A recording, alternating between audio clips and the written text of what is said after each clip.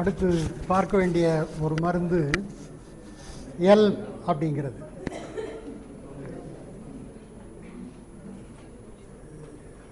இந்த எல்ம் அப்படிங்கிற மருந்தை நாம் எங்கே பயன்படுத்தணும், எப்படி பயன்படுத்தணும் அப்படிங்கிறத தெரிஞ்சுக்கிறோம். அதுக்கு முன்னால் அருமை நண்பர் சுந்தரராசன் அவர்கள் என்னோடு சேர்ந்து பெங்களூர்லேருந்து வந்திருக்கக்கூடியவர், ஓய்வு பெற்ற ஒரு பொறியாளர். அவர் இந்த எல்ம் மருந்தினுடைய ஒரு பட்டறிவை உங்களுக்கு ஒரு சில மணித்துளிகள் சொல்லுவார்.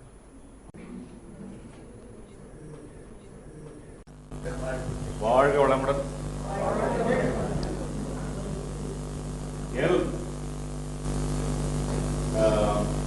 இந்த மருந்து நீங்க ஈஸியா ஞாபகம் வச்சுக்கணும்னா, இது ஒரு இங்கிலீஷ் வார்த்தையில இந்த பேர் அப்படியே உள்ளடங்கியது. ஓவர்வெல் அப்படின்ற வார்த்தையை நீங்க எல்லாம் கேள்விப்பட்டிருக்கீங்க. ஓவர்வெல்முக்குள்ள இந்த இஎல்எம் அடங்கியது. மருந்தை பத்தி ஈஸியா ஞாபகம் வச்சுக்கணும்னா, இந்த ஓவர்வெல் அப்படின்ற ஃபீலிங் எப்படி,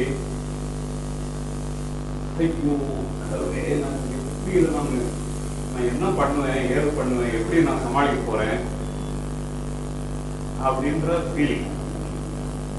இந்த பக்கத்துல இருந்து ஏதோ வேலை, அந்த பக்கத்துல ஏதோ வேலை, இங்க ஒரு அர்ஜென்டா செய்ய வேண்டிய வேலை, அங்க ஒரு அர்ஜென்டா செய்ய வேண்டிய வேலை, நான் இதை செய்யறதா அதை செய்யறதா, இதை விடுறதா அதை விடுறதா, என்ன பண்றது ஏது பண்றதுன்னு தெரியாம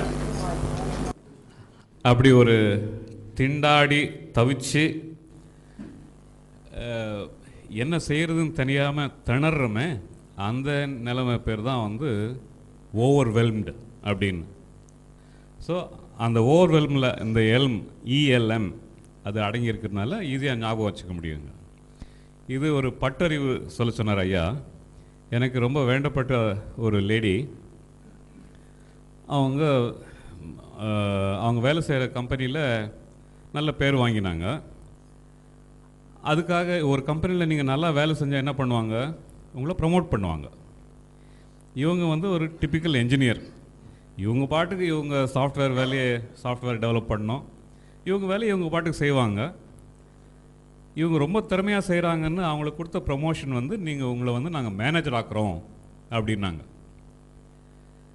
மேனேஜர் ஆக்கின உடனே என்ன ஆகுது, இவங்க கீழே 20-30 பேர் வந்துட்டாங்க. 5 பேர் அமெரிக்காவில், அவங்க வேலை செய்கிறது அமெரிக்கா, 5 பேர் அமெரிக்காவில் இருக்காங்க, 25 பேர் இங்கே சென்னை டீமில் இருக்காங்க. இவங்களுக்கு கையும் ஓடலை காலும் ஓடலை. இந்த மேனேஜரியல் ஜாப்ன்றதே வந்து ஒரு புது வேலை இவங்களுக்கு. இவங்க தனியாக இண்டிவிஜுவலாக ஒரு டெவலப்பராக இருந்து அவங்க பாட்டுக்கு அந்த செஞ்ச வேலையை விட்டுட்டு இப்போ 25-30 பேரை மேனேஜ் பண்ணணும். அவங்களுக்கு உள்ளே இருக்கிற பாலிடிக்ஸு, மேனேஜ்மெண்ட்டுக்கு இவங்களுக்கு நடுவில் மாட்டின்னு, இவங்களுக்கும் கீழே இருக்கிற ஒர்க்கர்ஸ் அவங்களுக்கு பதில் சொல்லி, மேனேஜ்மெண்ட்டுக்கு பதில் சொல்லி, இந்த மாதிரி ஒரு நிலைமையில் மாட்டிட்டு ரொம்பவே கஷ்டப்பட்டுட்டாங்க. உடம்பு அவங்களுக்கு இன்னதுன்னு சொல்ல தெரியாமன்ற உடம்பு உபாதைகள்லாம் இதாகிடுச்சு. அப்போ தான் வந்து ஐயா கிட்ட பேசிட்டு என்ன பண்ணலான்னு கேட்டு, the situation is exactly being overwhelmed by the amount of workload. Elm மருந்து கொடுங்க அப்படின்னு சொல்லிட்டு அந்த மருந்து சாப்பிட்ட உடனே அது இந்த மருந்துங்கள்லாம் வந்து ஒரு மாதிரி ஒரு மேஜிக்கலாக வேலை செய்யும். உடம்புக்குள்ளே திடீர்னு ஏதோ ஒரு புத்துணர்ச்சி வந்த மாதிரி இருக்கான். அட விடு கழுதை பார்த்துக்கலாம், சரி இதை பண்ணுவோம், நெக்ஸ்ட் அதை பண்ணுவோம், நெக்ஸ்ட் இதை பண்ணுவோம் அப்படின்னு உள்ளுக்குள்ளே ஒரு தைரியம், ஒரு எனர்ஜி எல்லாம் வந்துடும். சமாளிச்சுக்கலாம் விடு அப்படின்ற ஒரு துணிவு வரும். இப்போது அந்த கஷ்டப்பட்ட அவஸ்தைப்பட்ட நிலைமை மாறி இப்போ now she is so confident and she is earning such a good name. அதாவது அங்கே ஆஃபீஸில் முதல்ல இருந்த டெவலப்பராக இருந்தப்போ என்ன பேர் நல்ல பேர் வாங்கினாங்களோ அதை விட நல்ல பேர் இப்போ ஒரு மேனேஜராக நல்ல பேர் வாங்கியிருக்காங்க. அது முழுக்க அந்த பெருமையை வந்து இந்த எல்ம் மருந்து தான் சேரும்னு நினைக்கிறேன் நான். இதுலன்னா அவங்க வந்து உடஞ்சி போயிருப்பாங்க, இதனால் சமாளிக்க முடியாதுன்னு கை விட்டுட்டு கம்பெனியில் கெட்ட பேர் வாங்கியிருப்பாங்க. மேல் லெவலுக்கு ப்ரமோஷனுக்கு போய் என்னால் சமாளிக்க முடியலன்னு சொல்லிட்டு என்னை திருப்பி வாபஸ் போடுங்கன்னு சொல்ல முடியாது. அந்த துறையை சரியாக நிர்வகிக்க முடியாமல் அவசரப்பட்டு இன்னும் குழப்பி அது ஒரு கஷ்டமான நிலைமைக்கு போயிருக்கோம். இப்படியெல்லாம் இல்லாமல் முன்ன பின்ன தெரியாத துறையில் நுழைஞ்சு அதில் முன்னிருந்ததை விட நல்ல பேர் வாங்கினதுக்கு காரணம், ஒரே காரணம் இந்த எல்ம். இது கூடவே இன்னொரு மருந்து அவங்களுக்கு தேவைப்பட்டது. அந்த மருந்து வரும்போது நான் அதை பற்றி சொல்கிறேன். நான் அதுவும் கூட சேர்ந்து வேலை செஞ்சது. Not only Elm. ஏன்னா இந்த எப்படி சமாளிக்க போகிறணுன்ற அந்த மனநிலைமையோட இன்னொரு மனநிலைமையும் இருந்தது. அது அந்த மருந்து வரும்போது நான் சொல்கிறேன். நான் வணக்கம். எல்ம் அப்படிங்கிற மருந்தை பற்றி, அதனுடைய பயன்பாடு பற்றி ஒரு அருமையான செய்தியை நமக்கு அவங்க சொல்லியிருக்காங்க. இந்த எல்ம் அப்படிங்கிற மருந்தையும் அதோட ஓக் அப்படிங்கிற மருந்தையும், ஓக் அப்படிங்கிற மருந்து ஏற்கனவே பாச் ஓக்கோட பேசிய செய்தியோடு நம்ம சொல்லியிருக்கிறோம். அந்த பயன்பாட்டையும் சேர்த்து ஒரு குறிப்பாக அவங்க வைத்துக்கொண்டோன்னு சொன்னால் 2 மருந்துகளையும் ஓரளவு நன்றாக புரிந்து கொண்டோம் அப்படிங்கிறதுல வரும். என்னுடைய அளவு இவ்வளவுதான், இதற்கு மேலே என்னால் முடியாது, இதற்கு மேலே வருகிற சுமையை என்னால் தாங்க முடியாது அப்படின்ட்டு இருந்ததுன்னா அது வந்து எவ்வளோ வந்தாலும் பார்க்குறேன், என்னால் முடியாது அப்படிங்கிறதே இல்லை, கடைசி வரைக்கும் முயன்று பார்க்குறேன், முயற்சிங்கிறத நான் முடிச்சு காட்டுவேன் அப்படிங்கிறத போல ஒரு மனநிலை இருந்தது. ஆனால் அந்த 2 மனநிலையும் வேற இருக்கு இல்லையா? ஒரு குறிப்பிட்ட அளவு, அந்த குறிப்பிட்ட அளவுக்கு மேலே தாங்க முடியாது அப்படிங்கிறது இருந்ததுன்னா அது வந்து எவ்வளவு வந்தாலும் என்னால் செய்ய முடியும் அப்படிங்கிறத போல் ஒரு மனநிலை இருந்ததுன்னா அது வந்து ஓக்.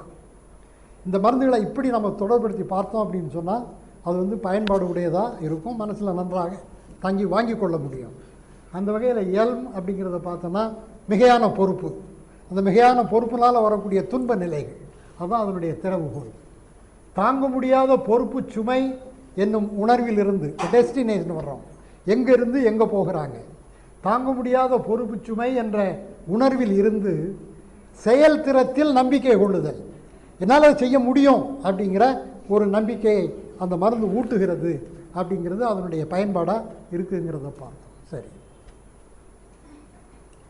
ஊக்கம் இழப்பும் சோர்வும் அப்படிங்கிற மனநிலையில் சொல்லப்பட்ட மருந்து தாம் செய்ய வேண்டியுள்ள செயல் செய்வதற்கு அரியது என்றும் அது மாந்த ஆற்றலுக்கு அப்பாற்பட்டது என்றும் நினைத்தல், பணிச்சுமையால் கவலைப்படுதல், வேலை சுமையினால் தாங்க முடியாத பணி வேலை அப்படிங்கிறதுனால கவலைப்படுதல், இடையிடையே நம்பிக்கையை இழத்தல், வலிமை குன்றுதல், இடையிடையே நம்பிக்கை இழந்துவோம், ஐயோ என்னால் செய்ய முடியாது என்று சொல்லி வருகிற இது, அதனால் வருகின்ற வலிமை குன்றுதல், பணிச்சுமையை பகிர்ந்து கொள்ள முடியாமல் வருந்துதல், யாராவது ஒருத்தர் கூட இருந்தால் போதும், ஒரு வாரம் அசிஸ்டன்ட் இருந்தால் போதும், இப்படி இந்த வேலையை கொஞ்சம் எடுத்து செய்கிறதுக்கு ஆள் இருந்தால் போதும் அப்படிங்கிற ஒரு நிலை இல்லாமல் அதனால் வருந்துதல், எல்லாமே தலைக்கு மேல் போய்விட்டதாக நினைத்தல், அதைத்தான் சொன்னார் ஓவர்வெல்மிங், தலைக்கு மேலே போய்விட்டது அப்படிங்கிறத போல நினைக்கிறது.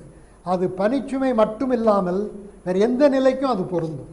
அப்படிப்பட்ட ஒரு மனநிலைக்கு உதவக்கூடியதாக இந்த எல்ம் அப்படிங்கிற மருந்து இருக்கும். அது பூ எப்படி இருந்ததுங்கிறத பார்ப்போம். மருந்தினால் ஏற்படும் மாற்றம், தம் மீது நம்பிக்கை கொள்ளுதல், வலிமை மிகுதல். எப்படி அந்த மருந்து அந்த அம்மையாரை வந்து மருந்து அந்த பணியை சிறப்பாக செய்வதற்கு உதவியது அப்படிங்கிறத பார்த்தோம். ஒருத்தர் ஒரு பணியை ஒரு வேலைக்காக வெளியில் வருகிறார், பேருந்து நிலையத்தில் நிற்கிறார். அவர் செல்ல வேண்டிய பேருந்து ஒரு குறிப்பிட்ட பேருந்து, பேருந்துகள் வருகின்றன. 1 வந்தது போச்சு, 2 வந்தது போச்சு, 3 வந்தது போச்சு, 4 வந்தது போச்சு. அதாவது இந்த பெரும்பாலும் பேருந்து எங்கள் ஊர்லெலாம் அப்படி தான், உங்கள் ஊரில் எப்படின்னு தெரியல. இப்போது ஒரு இடத்துலேருந்து இன்னொரு இடத்துக்கு போகுது அப்படின்னு சொன்னாக்க அந்த வண்டிகளாக வரிசையாக வரும், அந்த வண்டிகளாக வரிசையாக வரும். நாம் போக வேண்டிய வேறு இடமா இருக்கும், அந்த வண்டியெல்லாம் வராது. அதெல்லாம் போய் முடிச்சதுக்கப்புறம் நம்ம போக வேண்டிய, நம்ம விட்டுட்டு மாறி போகலாம் அப்படின்னு சொல்லிட்டு அந்த இடத்துக்கு போய் அங்கே போய் போகலான்னு, அதுக்கப்புறம் நம்ம போகிற வண்டியெல்லாம் வரிசையாகும். இது பொதுவாக நம்ம எல்லா இடத்துலையும் பார்க்க முடியும், எங்கள் ஊரில் நிறையாவே பார்க்குறோம். இப்படி ஒரு நிலை வருது பாருங்கள். இந்த நிலையெல்லாம் ஒருத்தர் வந்து நிற்கிறார். 1வது வண்டி வந்தது, 2வது வண்டி வந்து, 3வது வண்டி வந்து, 4வது வண்டி வந்தது, 5வது வண்டி வந்து, இன்னைக்கு போகிற காரியம் உருப்படாது, இந்த வேலையை நாளைக்கு பார்த்துக்கலாம், இன்னொன்னே பார்த்தோம், வேலையை வேண்டாம் அப்படின்னு சொல்லி பேசாமல் வீட்டுக்கு போயிடுவார். இதுதான் ஜென்சன். இந்த ஜென்சன்கிற மருந்தில் ஒரு ஆர்வத்தோட, ஒரு ஊக்கத்தோட, ஒரு ஒரு வேலையை செய்து முடிக்க வேண்டும் அப்படிங்கிற ஒரு நிலையோடு அவர் வருகிறார். அங்கே தடங்கல்கள் உண்டாகின்றன, தடை உண்டாகிறது. அப்படி அந்த தடை ஏற்பட்ட உடனே இந்த வேலை வந்து நடக்காது. இப்போ இதோட நீங்கள் இன்னொன்றையும் தெரிஞ்சுக்கணும். போகும்போது ஒரு பூனை குறுக்க போச்சு அப்படிங்கிறதுனால தடைப்படும் அப்படிங்கிறதுக்கு இதுக்கும் தொடர்பு கிடையாது. அந்த நம்பிக்கை இருக்குது பாருங்கள், அந்த மூட நம்பிக்கையை நான் குத்த மாட்டேன், அந்த நம்பிக்கை இருக்குது பாருங்கள், அந்த நம்பிக்கைக்கும் இதுக்கும் தொடர்பு கிடையாது. போகும்போது அந்த வேலைக்கு நேரடியாக அப்படியே நடந்துக்கிட்டே இருந்ததுன்னா எல்லாம் சரி. போகும்போது ஒரு குறுக்கீடு, ஒரு தடை, ஒரு தடங்கல் உண்டானது அப்படின்னு சொன்னால் அதனால் மனம் சோர்ந்து விடுகிற ஒரு நிலை அப்படிங்கிறது இந்த ஜென்சன் அப்படிங்கிற மருந்தில் இருக்கும். அது திறவுகோல் தம் மீது நம்பிக்கை கொள்ளுதல். அந்த நம்பிக்கை இல்லாதனால தான் அவங்க பின்வாங்கிறது. ஐய உணர்விலிருந்து விலகி உறுதிப்பாட்டை அடைதல். சந்தேகம், அது நடக்காது அப்படிங்கிற அந்த சந்தேக உணர்விலிருந்து விலகி உறுதிப்பாட்டை அவர்கள் அடைகின்றார்கள். உறுதிப்பாடு இல்லாமல் அன்சர்டைனிட்டி அப்படிங்கிற நிலையில் வரக்கூடிய மருந்து இந்த ஜென்சன் அப்படிங்கிற மருந்து. அதனுடைய சிறப்பு குறிகள் எளிதில் ஊக்கம் குறைதல், ஏமாற்றத்துடன் பின்வாங்குதல். ஊக்கம் குறைதல் அப்படின்னு சொன்னால் ஊக்கம் மிகுதல் அப்படிங்கிற நிலையிலிருந்து குறைஞ்சு போகிறது, பின்வாங்கிறது. போன செயலுக்கு இது நிறைவேறாது, இது நடக்காது அப்படிங்கிற நிலையிலிருந்து பின்வாங்குதல். செயலை முடிப்பதற்கு ஏற்படும் காலத்தாழ்வினால் மனம் அழுங்குதல், அச்செயலை கைவிடுதல். இப்போ ஒரு வேலையை செய்யணும் அப்படின்னு சொன்னாக்க, இப்போ ஒருத்தர் வந்து ஒரு உதவியை செய்வதாக சொல்லியிருக்கிறார், அதனால் இந்த வேலை முடியும், அவர் வரல, அவர் நாளைக்குன்னு சொல்கிறார், இல்லை மறுநாள்னு சொல்கிறார், என்ன இப்படியெல்லாம் ஆகிப்போச்சே, இப்படியெல்லாம் அது அந்த நவராலியே என்று சொல்லி மனத்துக்குள்ளே போட்டு குமைந்து கொண்டு இருக்கிறது, அழுங்கி கொண்டு இருக்கிறது. அப்படிப்பட்ட ஒரு மன அழுங்கல் அங்கே உண்டாகிறது. காலம் தாழ்கிறது, அதாவது உரிய நேரத்தில் ஒரு செயல் நடக்கலை அப்படிங்கிறதுனால காலத்தாழ்வினால் மனம் அழுங்குதல், அச்செயலை கைவிட்டு விடுதல். எதிர்மறை எண்ணங்கள் மிகுதல், அதனால் சிக்கலும் இடையூறும் பெருகுதல். இனிமேல் நன்மை எதுவும் உண்டாகாது என்னும் எண்ணத்துக்கு ஆட்படுதல். அது அப்படியே வளர்ந்து சென்று இனிமேல் நல்லது ஒன்று நடக்காது அப்படிங்கிறத போல ஒரு இறுதி நிலைக்கு வந்து விடுதல். மருந்தினால் உண்டாகக்கூடிய மாற்றம் உறுதியும் பொறுமையும். பொறுமை இருக்கும், உறுதி இருக்கும், இந்த உறுதியோடு நம்ம இருந்தால் அது நடக்கும் அப்படிங்கிற ஒரு நிலையை உண்டாக்கக்கூடியது இந்த ஜென்சன் அப்படிங்கிற மருந்து.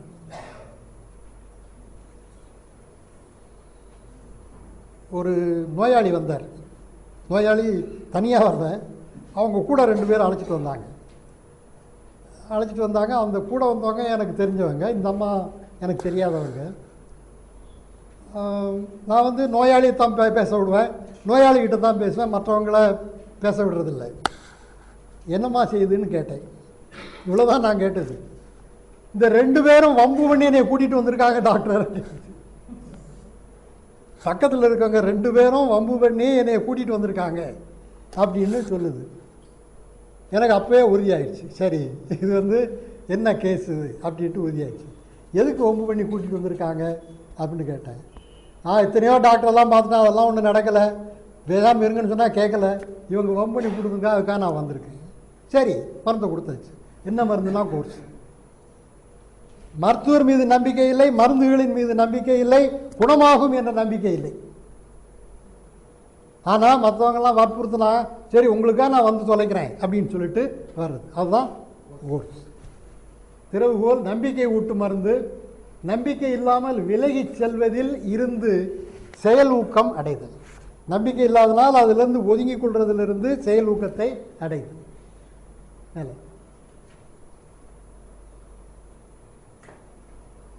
இது உறுதிப்பாடின்மை, அன்சர்டெனிட்டி அப்படிங்கிற தலைப்பில் சொல்லப்படுகிற மருந்து.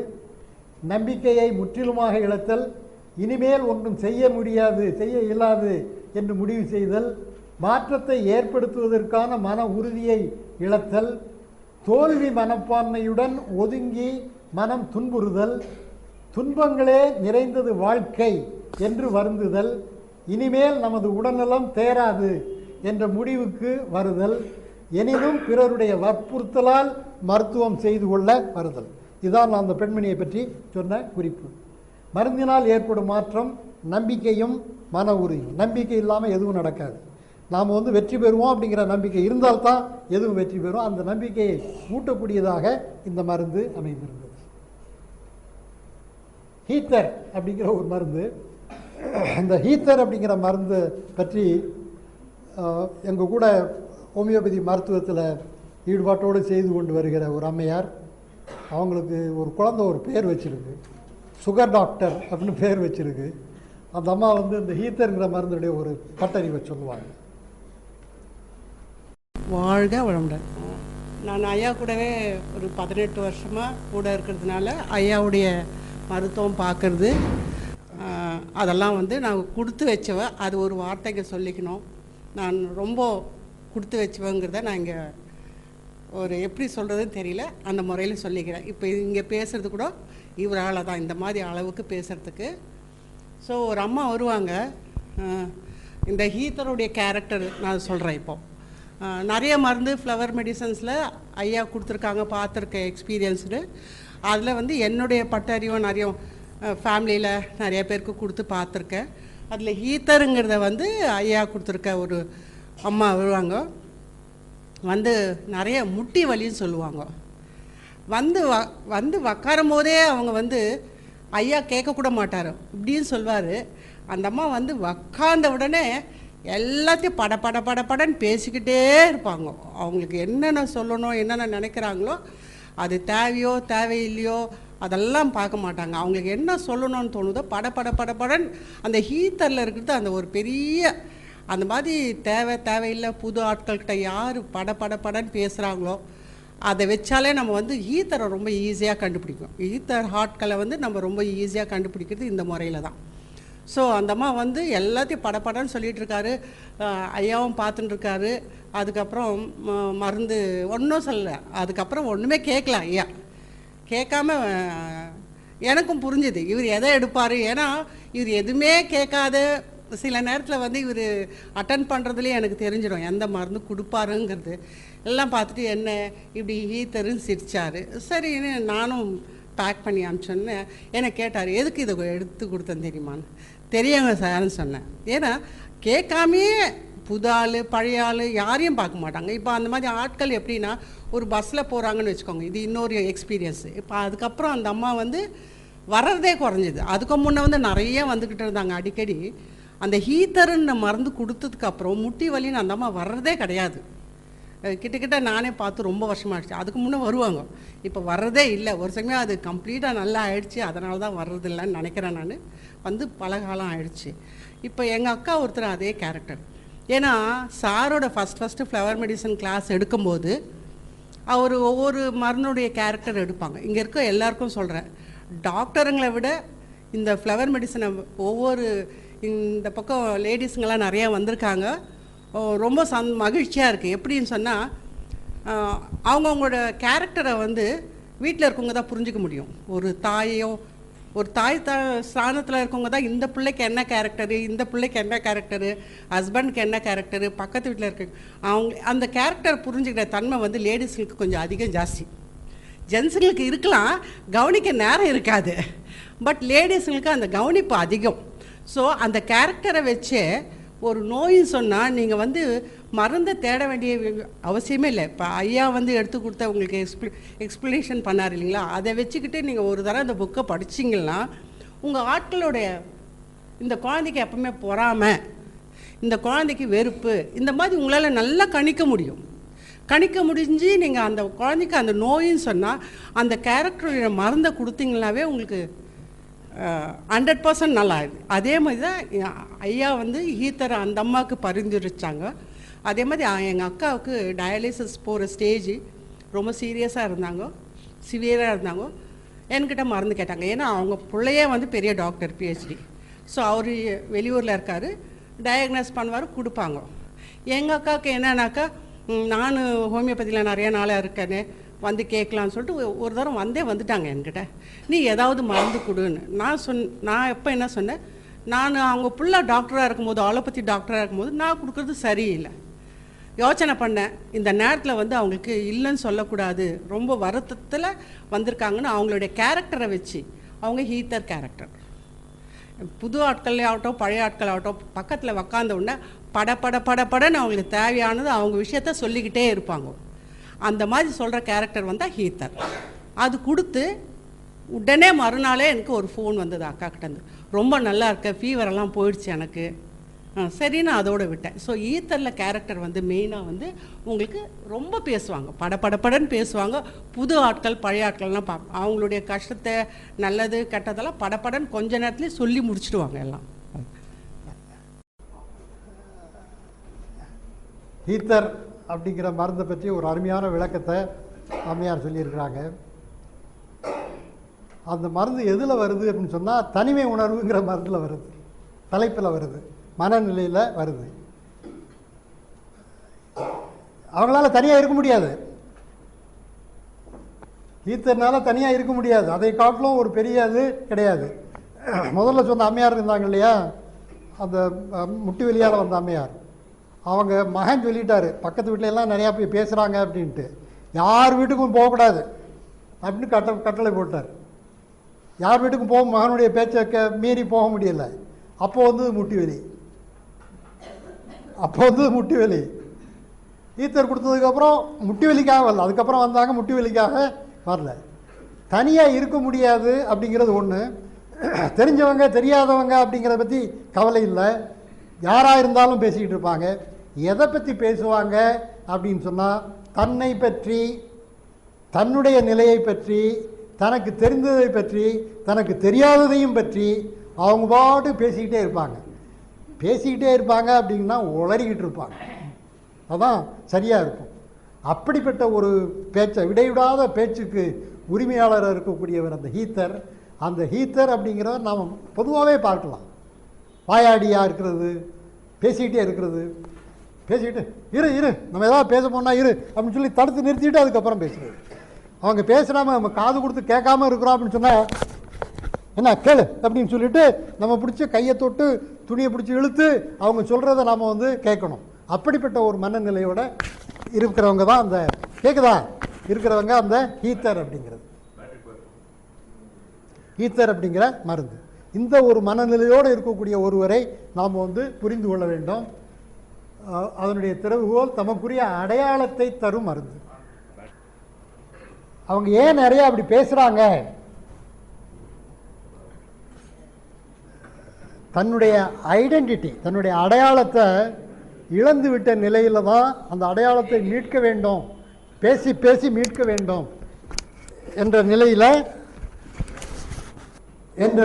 அவங்க வந்து அப்படிப்பட்ட ஒரு பேச்சாளியாக, வெறும் பேச்சாளியாக, பொருளற்ற பேச்சாளியாக அவங்க வந்து மாறிவிடுகிறார்கள் அப்படிங்கிறத பார்க்கிறோம். தமக்குரிய அடையாளத்தை தரும் மருந்து வெறுமையான பேச்சிலிருந்து பயன்பாடு மிகுமாறு பேசுதல். அதிலிருந்து வெறும் பேச்சில் இருந்து பயன்படுகின்ற சொல். திருவள்ளுவர் சொல்லுவார், பயனில சொல்லக்கூடாது, பயனில சொல்பவனை மகன் எனல், மக்கட் பதடி எனல் என்று சொல்லுவார். பதடி அப்படின்னு சொன்னால் இந்த நெல்லுக்கு இடையில் வரக்கூடிய பதர் இருக்குது இல்லையா, அப்படிப்பட்ட பதர், நெல் மணியாக இல்லாமல் பதராக இருக்கிறவர், அப்படிப்பட்டவர்களை பதடி என்று சொல்ல வேண்டும் என்று சொல்லுவார். வெறுமையான பேச்சு என்பதிலிருந்து பயன்படக்கூடிய சொற்களை பேசுதல், பயன்படுமாறு பேசுதல், தாம் பயன்பெறுகின்றவாறு பேசுதல் என்பதுதான் அந்த மருந்து தரக்கூடிய மாற்றமாக அமைந்திருக்கும்.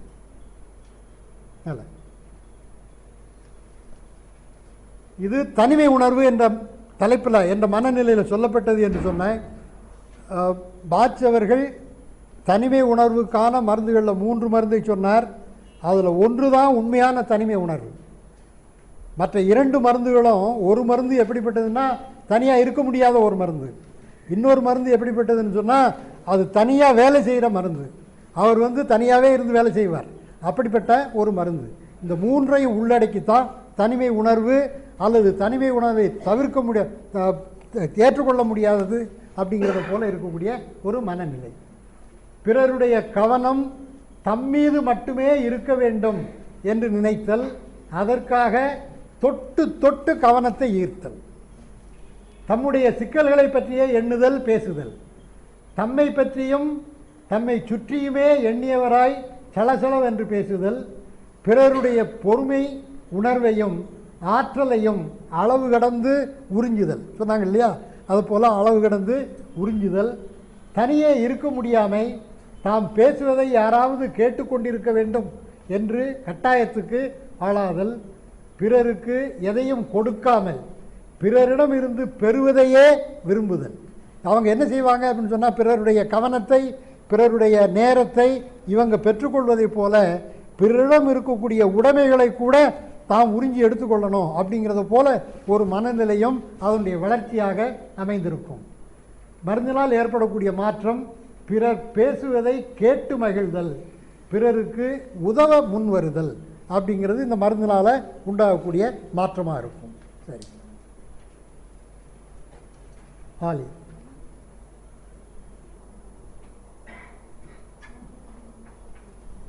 உங்களுக்கு முன்னாலேயே நான் சொன்னேன், அதாவது இனிப்பே கசப்பாகிறது, கசப்பே இனிப்பாகிறது. Primary action and secondary action. ஒரு நிலையில் அது கசப்பாக இருந்தது, இன்னொரு நிலையில் அதுவே இனிப்பாக மாறிவிடுகிறது என்பதை பற்றி சொன்னேன். அதை நீங்கள் நினைவில் வைத்துக்கொள்ளலாம்.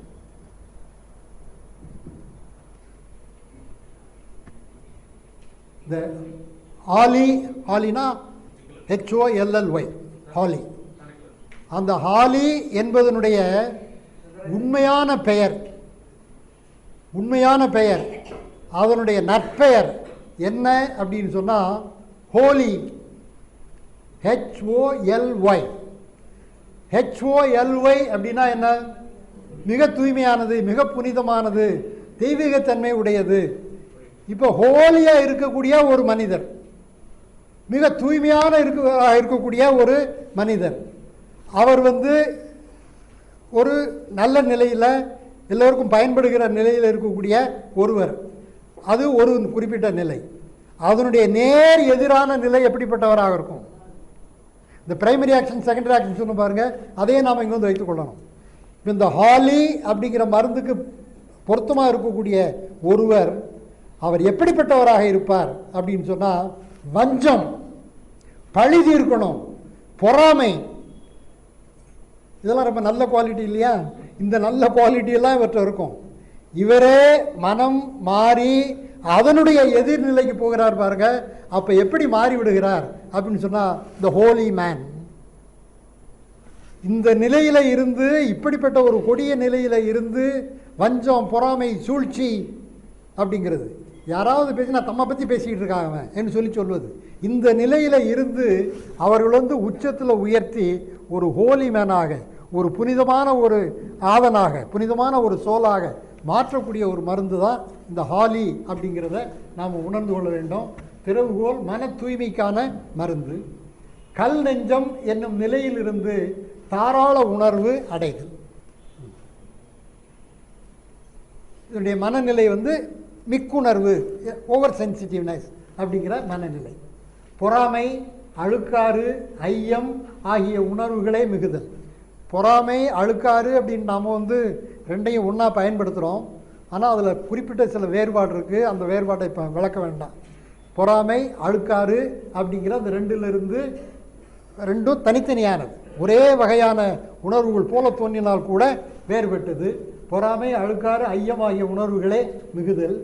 வெறுப்புடன் பழிவாங்கும் வஞ்சம் கொண்டிருத்தல், அவனை விடுறதில்லை பாரு அப்படிங்கிறது போல ஒரு பழிவாங்கும் வஞ்சம் கொண்டிருத்தல். எதிர்மறை எண்ணங்களும் அழிப்பு உணர்வும் ஆழமாக பதிந்திருத்தல். தம் மீதே வெறுப்பு மிகுதல், வெறுப்பினால் வெறுப்பு பெருகுதல். மருந்தினால் உண்டாகும் மாற்றம் தூய அன்பு பெறுதல் தான் ஹோலினஸ் அப்படிங்கிறது பெருகுவது. மகிழ்ச்சி மிகுதல் அப்படிங்கிறது இந்த ஹாலி அப்படிங்கிறதுல இருக்கிற ஒரு. அடுத்து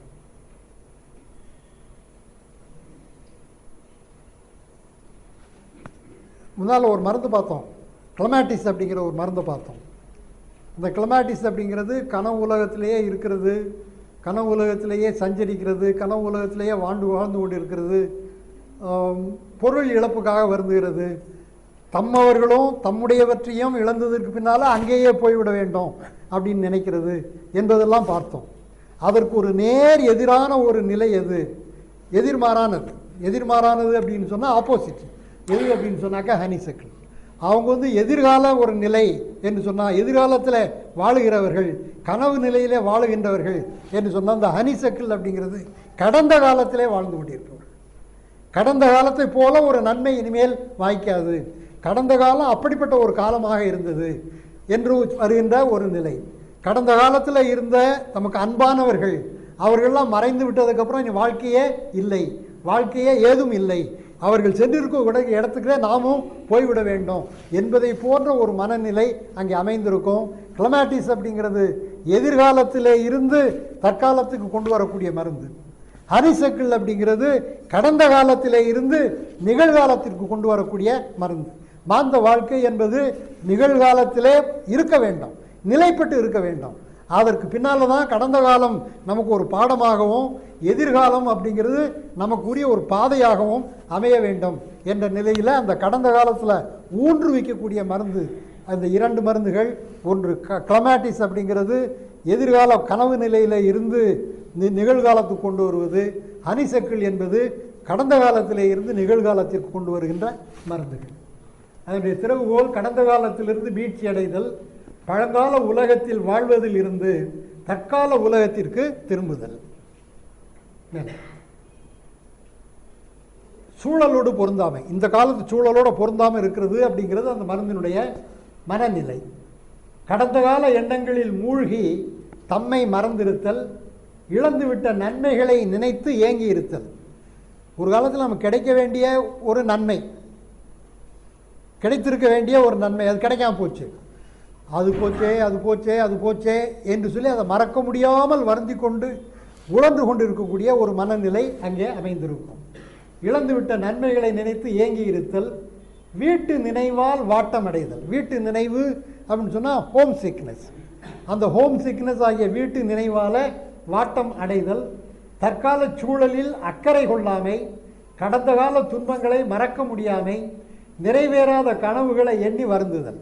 எப்படி அந்த கடந்து போன நன்மைகளை நினைத்து வருந்துவதோ அதை போல நிறைவேறாத கனவுகள், இப்படியெல்லாம் நான் வாங்கணும் என்று நினைத்த அந்த கனவுகள் நிறைவேறாதனால வருந்துகின்ற வருத்தம், அன்புக்குரியவரை இழந்த துன்பத்திலிருந்து மீள முடியாமை, 50 ஆண்டுகளுக்கு முன்னால் செத்துப்போன ஒரு உறவினரை பற்றி, தாயை பற்றி, தந்தையாரை பற்றி எண்ணத்திலிருந்து விடுபட முடியாமல் இன்னும் அந்த துன்பத்தில் மூழ்கி இருக்கின்ற ஒரு நிலை, வாழ்க்கையின் தேக்க நிலைக்கு ஆட்படுதல். மேலே போகிறதில்லை, மேலே போகாமல் ஒரு தேக்க நிலை அடைந்திருக்கின்ற ஒரு நிலை. எல்லாம் போய்விட்டது, இனிமேல் எந்த நன்மையும் ஏற்படாது என்று கூறுதல். மருந்தினால் ஏற்படும் மாற்றம், கடந்த கால பட்டறிவுகளை பயன்படுத்தி முன்னேற முடிதல் அப்படிங்கிறது ஹனிசக்கிளில் வரக்கூடிய ஒரு மனநிலை. சரி, இருக்கு இருக்கு வாங்க. இது ஒரு ரொம்ப ஆச்சரியப்படத்தக்க ஒரு அனுபவம். இதை நான் சொல்லி ஆகணும் தான் நான் நான் பேசுகிறேன். இதில் இவ்வளோ அறிகுறிகள் இருக்கு இல்லையா? சாதாரணமாக ஹனிசக்கிள்னா பழைய காலத்தை பற்றி நினைச்சுட்டு இருக்குது. அந்த என்ன இருந்தாலும் அது அந்த காலம் மாதிரி வருமா, எங்கள் பாட்டி செஞ்ச சமையல் மாதிரி வருமா, இல்லை வெள்ளக்காரன் காலம் மாதிரி வருமா அப்படின்னு அந்த பழைய நல்ல நினைவுகளில் மூழ்கி இருக்குது, இல்லை பழைய துயரத்தில் மூழ்கி இருக்குது. அந்த மாதிரி இதெல்லாம் ஏகப்பட்ட இதெல்லாம் வருது.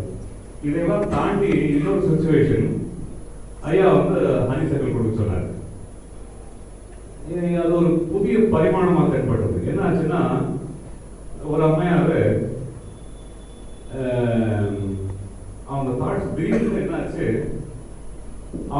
அவங்களுடைய உறவினர்கள் எல்லாம் வந்து ஒருத்தரும் ஒரு விதமாக நோய்வாய்ப்பட்டு ரொம்ப கஷ்டப்பட்டு போய் சேர்ந்தாங்க. இவங்களுக்கு நான் அந்த மாதிரிலாம் நான் கஷ்டப்பட்டு போகக்கூடாது, நான் நல்லா இருக்கும்போதே போயிடணும், யாருக்கும் எந்த கஷ்டம் கொடுக்காம நான் நல்லா இருக்கும்போதே போயிடணும் அப்படின்ற ஒரு எண்ணம் வந்துருச்சு. அவங்க உடல் நிலைமையாக வந்து ரொம்ப மோசமானே போகுது. எப்பவுமே அந்த முகத்தில் ஒரு கஷ்டம் தெரியுது, ஒரு சோகம் தெரியுது, ஒரு நார்மலாக இல்லை அவங்களும் தெரியுது. சரி, இவங்களுக்கு ஏதாவது கவுன்சிலிங் நான் கூட்டின்னு போகணும்னு சொல்லிட்டு கவுன்சிலிங் போனாங்க. ஒருத்தர் வந்து அக்குப்ரெஷர்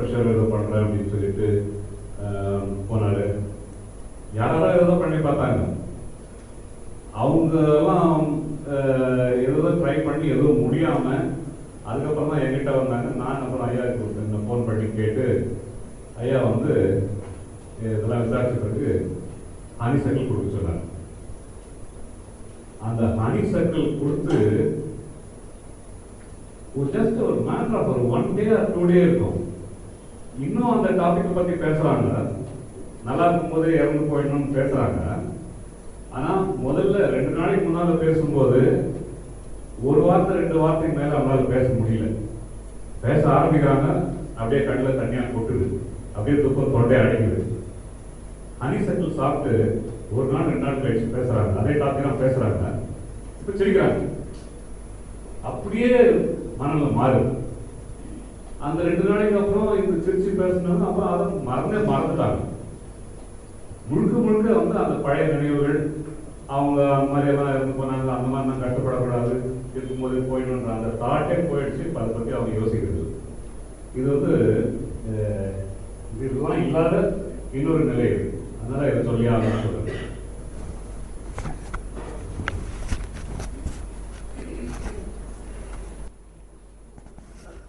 ஹரிசர்க்கிள் மருந்தை பற்றி எனக்கு உடனடியாக நினைவுக்குள்ள ஐயா சுந்தரராஜன் அவர்கள் அதை நினைவெடுத்து சொன்னார்கள்.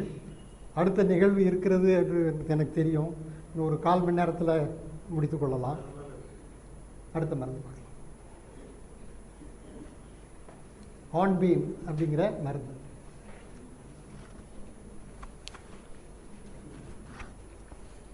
சில பேர்லாம் பார்த்துருப்பீங்க, இந்த விட்டமின் டேப்லெட்ஸ் அப்படிங்கிற மருந்தை எப்பவும் கை வச்சுருப்பாங்க. ஏதாவது ஒரு வேலையை செய்யணும், இங்கே இருக்கிற ஒரு குடத்தை தூக்கி போய் அங்கே போய் வைக்கணும் அப்படின்னு சொன்னால் ஒரு விட்டமின் டேப்லெட்டை முழுங்கிட்டு அதுக்கப்புறம் அவங்களுக்கு சக்தி வந்துடுது. அதை தூக்கிட்டு போய் அங்கே போய் வச்சுருவாங்க. அந்த ஒரு மனநிலை.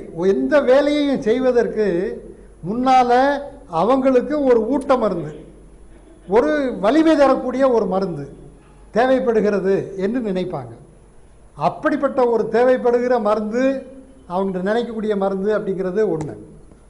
அப்புறம் உண்மையிலேயே நலிவடைந்திருக்கிற, நொய்ந்திருக்கிற, வலிமை குன்றி போய் இருக்கக்கூடிய சில நோயாளிகளை பார்ப்போம். அந்த நோயாளிகள் வந்து டீஹைட்ரேட்டடாக இருப்பாங்க. அவங்களுக்கு வந்து சலைன் இன்ஜெக்ஷன், குளுக்கோஸ் அப்படிங்கிறது ஏற்ற வேண்டிய ஒரு கட்டாயம் இருக்கும். பொதுவாக ஒரு 10-15 பாட்டில் அல்லது ஒரு 7-8 பாட்டிலாவது அதை ஏற்ற வேண்டிய ஒரு கட்டாயம் இருக்கும். அதை கொடுத்து தான் ஆகணும், வேறு வழி இல்லை, கொடுத்து தான் ஆகணும். அதே நேரத்தில் இந்த ஹார்ன்பீம் அப்படிங்கிற மருந்தையும் கொடுத்துட்டு அந்த குளுக்கோஸ் பாட்டிலை ஏற்றுனாக்க 2 பாட்டில் போதுமாக இருக்கும், 3 பாட்டில் போதுமாக இருக்கும். ஏன்னா அவங்களுடைய அந்த டீஹைட்ரேட்டட் ஸ்டேட் அப்படிங்கிறது அப்படிப்பட்ட ஒரு நிலையில் இருக்கும். பொதுவாக ஹார்ன்பீம் மட்டும் கொடுத்துட்டு அவங்க என்ன ஆகிறாங்க பார்க்கலாம் அப்படிங்கிறது ஒரு மிருகத்தனமான ஒரு மருத்துவம். நம்முடைய ஆய்வுக்காக ஒருவரை உட்படுத்துவது அப்படிங்கிறது சரியான மருத்துவம் இல்லை. குளுக்கோஸையும் ஏற்றுட்டோம், அதனால் வருகிற நன்மையும் வரட்டும், அதே நேரத்தில் அவருடைய மனநிலையில் பெறுகின்ற ஊக்கமும் பெற வேண்டும் என்பதற்காக இந்த ஹார்ன்பீமையும் கொடுத்துட்டு அந்த குளுக்கோஸ் ஏற்றுறதையும் நாம் வந்து உடன்பட்டு நிற்கும்போது ஒரு 10-15 பாட்டில் ஏற்ற வேண்டிய இடத்துல 7-8 பாட்டில் ஏற்ற வேண்டிய இடத்துல 2-3-4-5 பாட்டில் போதுமாக இருக்கும் அப்படிங்கிற ஒரு நிலை வந்து இந்த ஹார்ன்பீம் அப்படிங்கிற ஒரு ஊக்கத்தை தருகின்ற ஒரு மருந்து. திறவுகோல், அதனுடைய திறவுகோல் என்ன? ஊட்ட மருந்தை வேண்டி நிற்கின்ற ஒரு நிலை. உறுதிப்பாடு இல்லாமை அப்படிங்கிற மனநிலையில் வருகிறது. எளிதில் உடற்களைப்புக்கும் மனக்களைப்புக்கும் ஆளாது. ரொம்ப, அதாவது மனசுக்குள்ளே என்ன இருக்குன்னு சொன்னாக்கா செய்ய முடியாது, வேண்டாம், என்னால் முடியாது அப்படிங்கிறத போல் ஒரு மனநிலை இருக்கும். அப்போ ஒரு ஊட்ட மருந்தை கொடுத்தாக்கா உடனே அது வந்து அந்த மனநிலை உண்டாகும். சோர்வுடன் இயலாமை உணர்வும் மிகுதல், தம்முடைய பொதுவான செயல்பாடுகளில் ஆர்வம் இல்லாமை, விருப்பமான செயல்பாட்டுக்கு ஆர்வம் கொண்டிருத்தல். இது நம்ம நிறையா பார்க்கலாம். இது இந்த சாப்பாட்டு இதுலேயே நீங்கள் பார்க்கலாம். விருப்பமான சாப்பாடு அப்படின்னு சொன்னாக்கா நல்லா சாப்பிடுவாங்க. விருப்பம் இல்லாத சாப்பாடுன்னு சொன்னால் கொஞ்சம் கூட சாப்பிட மாட்டாங்க. இது ஒரு நிலை, இந்த மருந்தை புரிந்து கொள்வதற்கான ஒரு நிலையாக இருக்கும். அதைத்தான் நமக்கு போதுமான வலிமை இல்லை என்றும் ஏதான ஊட்டமான மருந்து இது இல்லை, நமக்கு பொதுவான செயல்பாடுகள் ஆர்வம் இல்லாமை, விருப்பமான செயல்பாட்டுக்கு ஆர்வம் கொண்டிருத்தல். தமக்கு போதுமான வலிமை இல்லை என்றும் ஏதாவது ஊட்டமானது தேவைப்படுகிறது என்று நினைத்தல். அதாவது ஊட்டமானதுன்னு சொன்னாக்க விட்டமின் டேப்லெட் மட்டும் இல்லை, அதை சாப்பிட்டா நல்லது, இதை சாப்பிட்டா நல்லது, இதை சாப்பிட்டா இந்த அளவுக்கு நமக்கு ஊட்டம் பெருகும், வலிமை பெருகும் என்றெல்லாம் நினைத்து அதை தேடுதல். எல்லாம் பெரும் சுமையாக தோன்றுதல். இப்போ ஓவர்வெல்ம் அப்படிங்கிறதுல அந்த எல்முங்கிற மருந்தில் ஒரு குறிப்பிட்ட நிலைக்கு மேலே போகும்போது தான் சுமை. இங்கே இந்த ஊட்ட மருந்து தேவைப்படுகின்ற இவருக்கு எல்லாமே சுமையாக இருக்குது. எப்பா இந்த 5 kg தூக்கணுமா அப்படிங்கிறது கூட ஒரு சுமையாக இருக்கும். எதுவுமே பெரும் சுமையாக தோன்றுதல். எதையும் செய்வதற்கு பெரும் முயற்சி செய்ய வேண்டுமே என்று நினைத்தல். மருந்தினால் ஏற்படும் மாற்றம் தமது ஆற்றலிலும் வலிமையிலும் நம்பிக்கை கொள்ளுதல். சரி,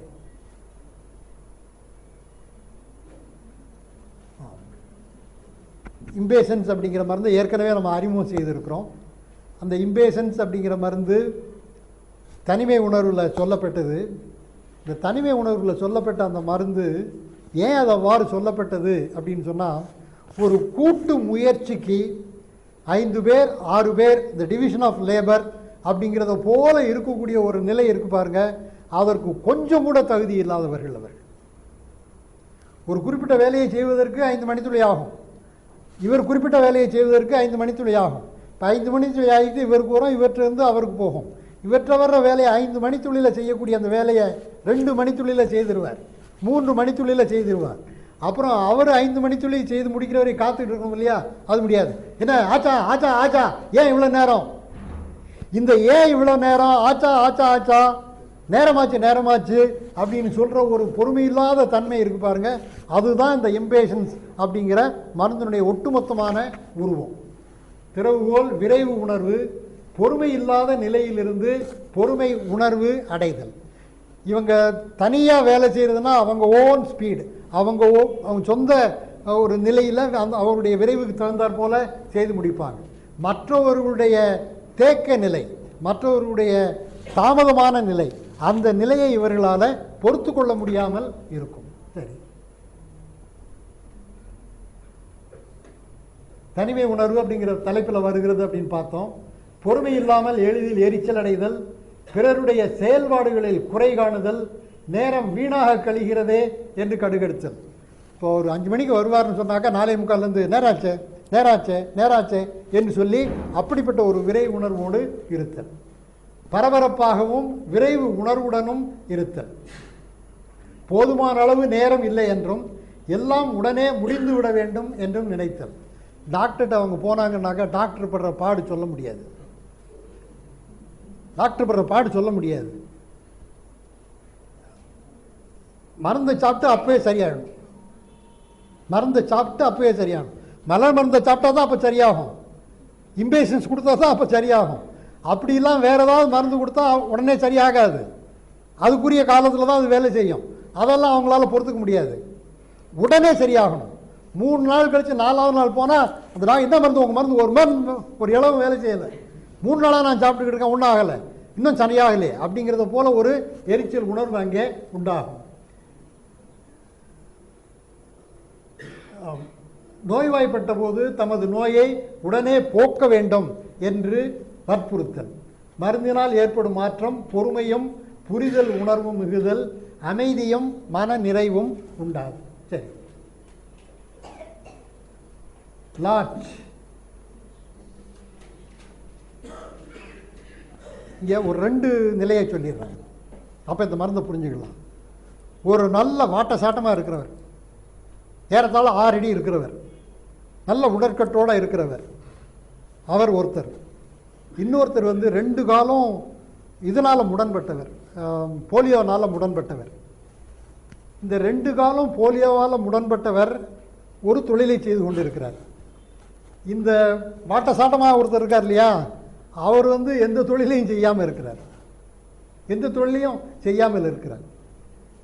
இந்த 2 காலம் உடன்பட்டவராக இருக்கிற ஒருத்தர் என்ன செய்கிறான்னு சொன்னால், ஒரு 2 சக்கர நாற்காலியில் உட்கார்ந்து கொண்டு அவராக தள்ளிட்டு போகிறார், அது ஒரு நிலை.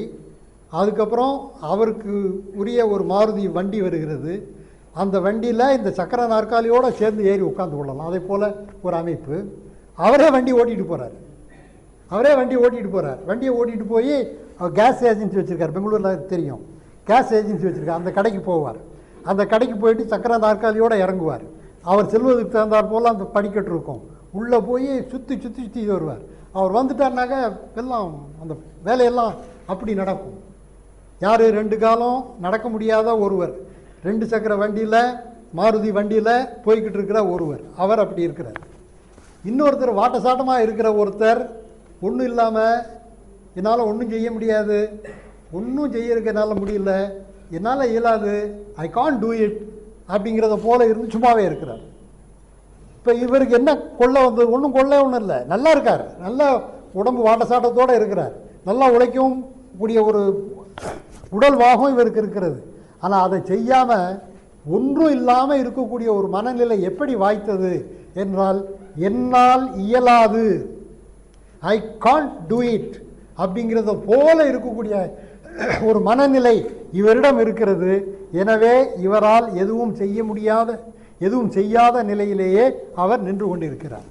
இவருக்கு உண்மையில் அந்த மன உணர்வு யாருக்கு இருக்கணும் அப்படின்னு சொன்னால், 2 காலம் இல்லாதவருக்கு அந்த உணர்வு இருக்கணும். அவருக்கு அந்த மனநிலை இல்லை. ஐ கேன் டூ இட் அப்படின்ட்டு ஒரு என்டர்பிரைசிங், ஒரு செயல்பாடு மிக்க ஒருவராக அவர் இருக்கிறார். அவர் என்ன செய்கிறாருன்னு சொன்னால், அந்த கேஸ் ஏஜென்சி வாங்கியிருக்கிறார், இப்படியெல்லாம் ஓடுகிறார். அதுக்கப்புறம் இன்சூரன்ஸ், இப்படி இந்த ஒரு 4-5 வணிக தொழில்கள் அதிலெல்லாம் ஈடுபட்டு ஒரு பெரிய முதலாளியாக அவர் வாழ்ந்து கொண்டு இருக்கிறார். இதை நான் கண்கூடாக பார்த்துருக்கிறேன். எனவே இந்த லார்ச் என்ற மருந்தை புரிந்து கொள்வதற்கு இப்படிப்பட்ட அந்த செய்தியை இருந்து நாம் தெரிந்து கொள்ளணும். தன் மீது நம்பிக்கை இல்லாத இயலாமை உணர்வு, இயலாமை உணர்விலிருந்து தன்னம்பிக்கை கொள்ளுதல், இதுதான் இதனுடைய திறவுகோல்.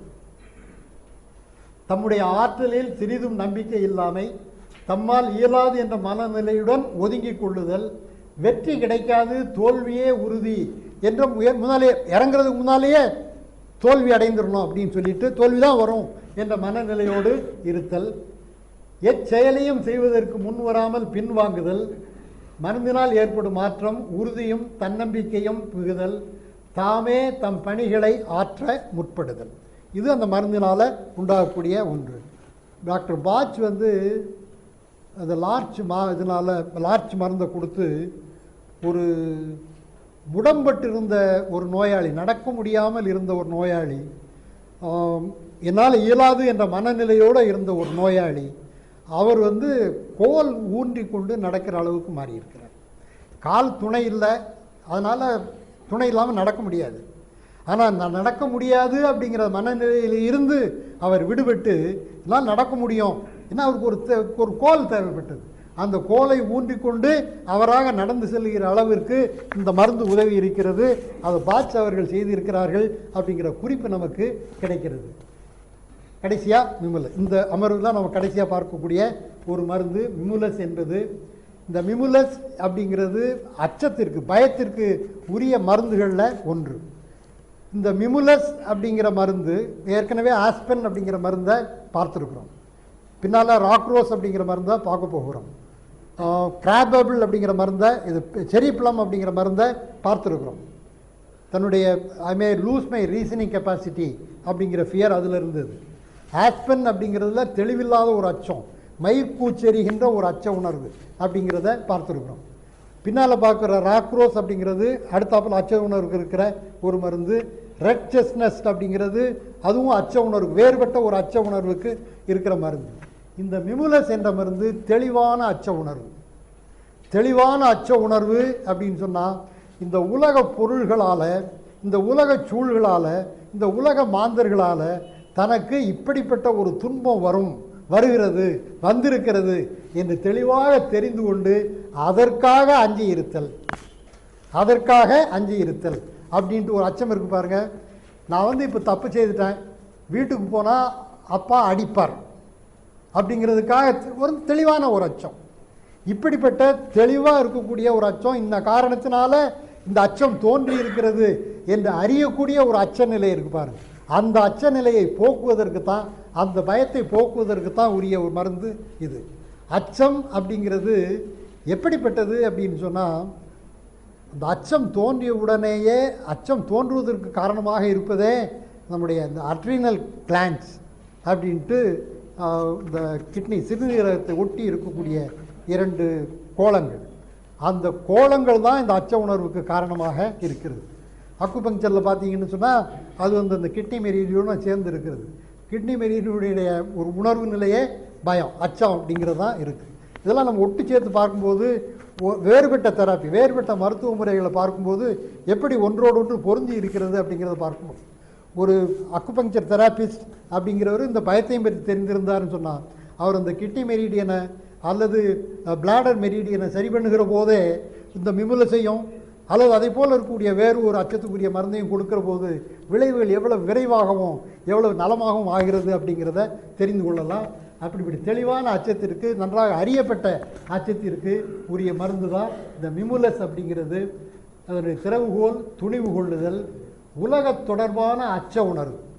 அதாவது இந்த உலகத்தில் என்னென்ன காரணங்களால் அச்சம் வருமோ அதனால் வரக்கூடிய அச்ச உணர்வு நீங்கி துணிவு அடைதல்.